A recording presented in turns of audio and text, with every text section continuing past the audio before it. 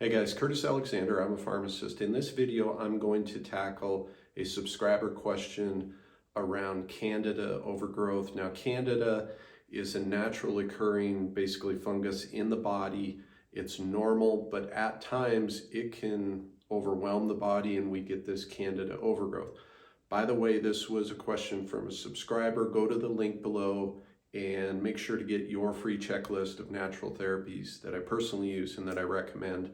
But at any rate, so let's kind of talk about this, what might be going on, because as goes on in the body, it's not necessarily just one thing, but I do want to present something that I think you need to think about if you have an issue with Candida.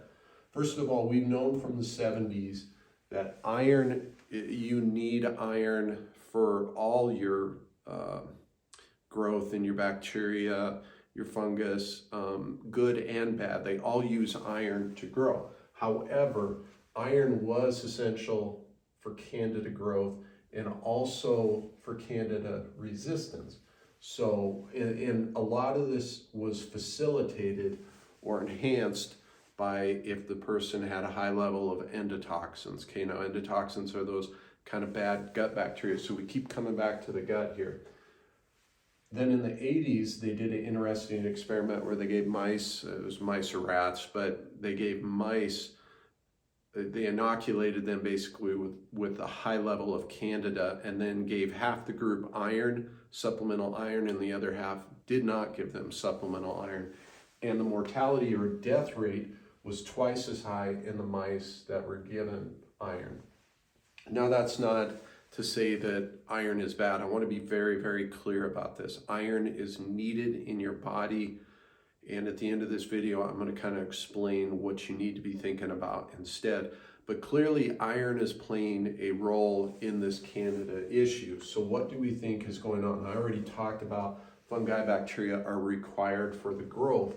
But the biggest question is, so why is this getting out of whack? If Candida is normal and iron is good for you, why are we seeing this Candida overgrowth? Primarily, we need to look at stress levels, number one. Now, people hate when you say this, but we'll work through a conclusion here. I'll kind of show you why this is so important.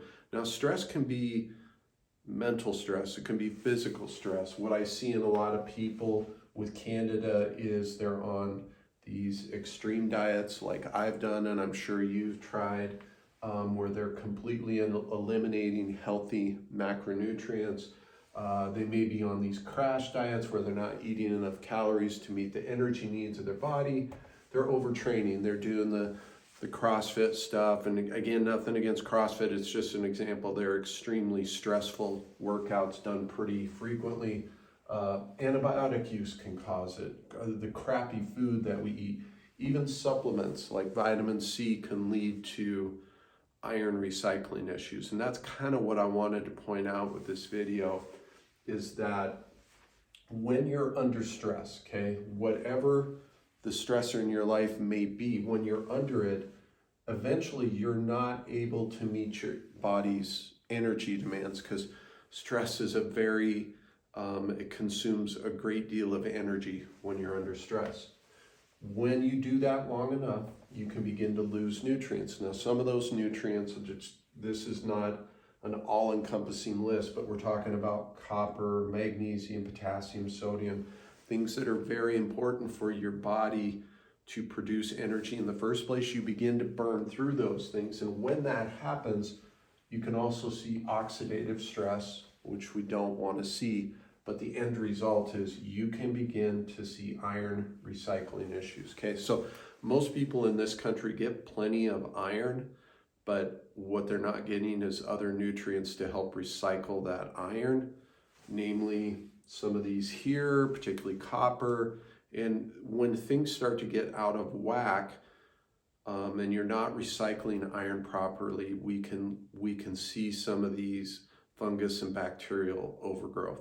So is iron the be-all and end-all of Candida overgrowth? No, but it is something to think about. And really what it comes back to is you have to address these stress levels. You have to provide your body with enough energy, mental, emotional, physical stress, whatever it may be. We really have to get that under control, or it's going to be very difficult to get the Candida under control naturally. So let me know, guys, if this makes sense in the comments, if this has been your experience, if you've suffered with Candida. Does any of this kind of ring true, ring a bell? So let me know in the comments, and I hope this video was helpful for you guys, and I will see you in the next one. Thank you.